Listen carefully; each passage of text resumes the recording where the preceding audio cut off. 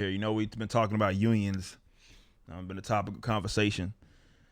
How corrupt they are. Talked about teachers unions being among some of the most corrupt of the unions. Check this out. Chicago Teachers Union refuses order to go back to classrooms. District officials describe the act of defiance as an illegal strike.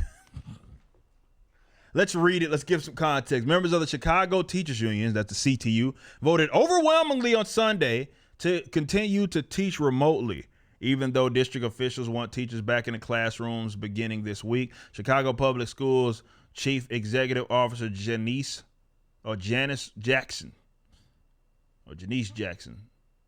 Janice? I think it's Janice.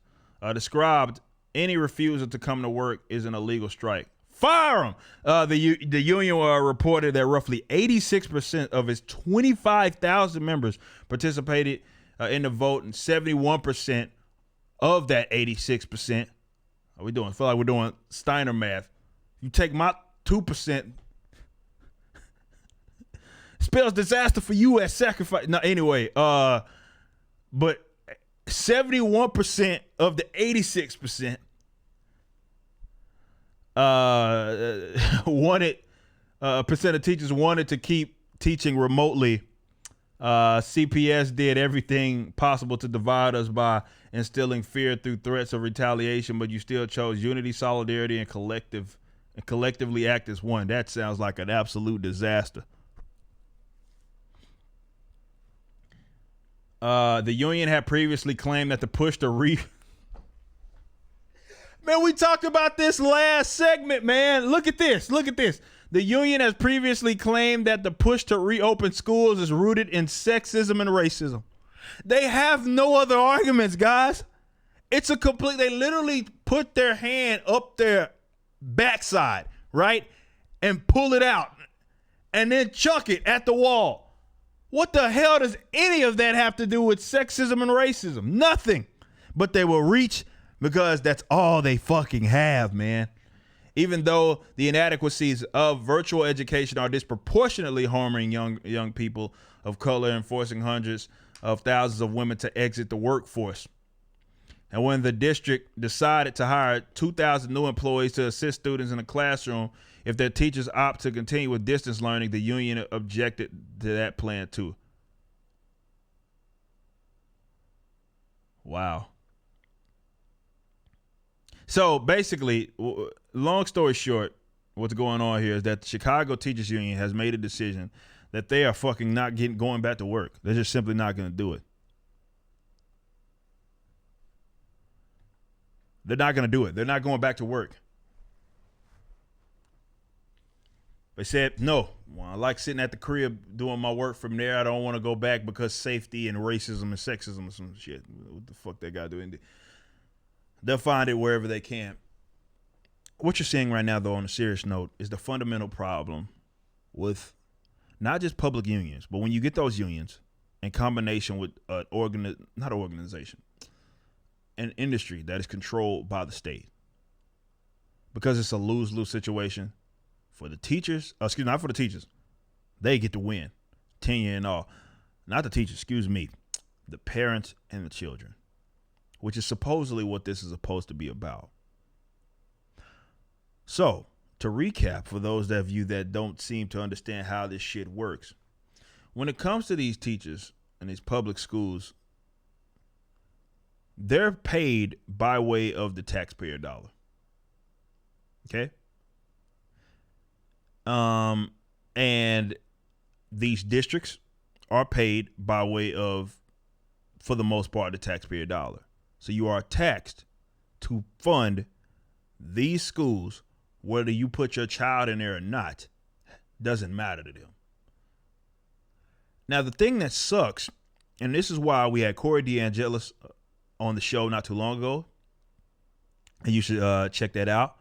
I can't remember what episode it was, but Corey was on the show and we discussed, he's a guru in this, talking about these, the efforts which are ramping up right now, rightfully so,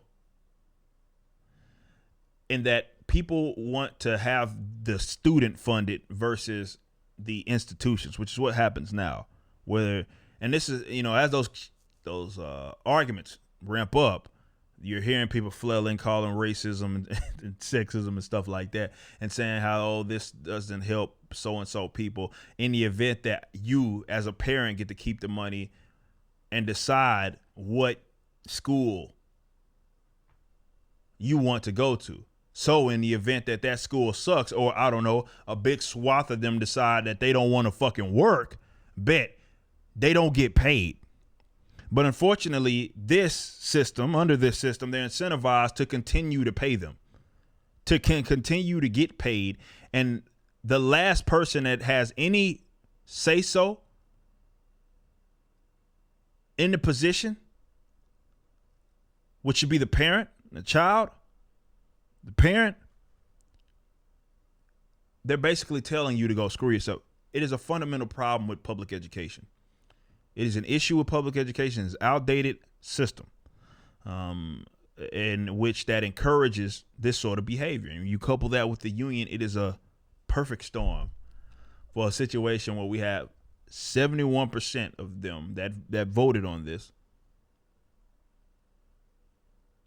are saying that they refuse to go to work. Yet you're getting taxed for it.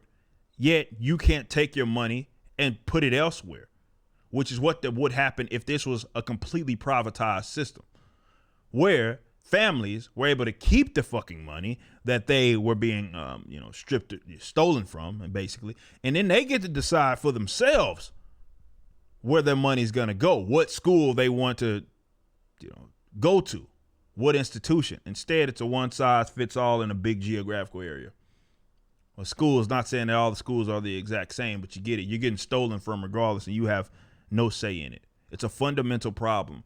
And this is aside from the other issues with it. I talk about, at this point, maybe taking your kids to public education indoctrination camps could be a form of child abuse. You want to talk about saving this future generation? If you can at all, I understand that it may be economically difficult.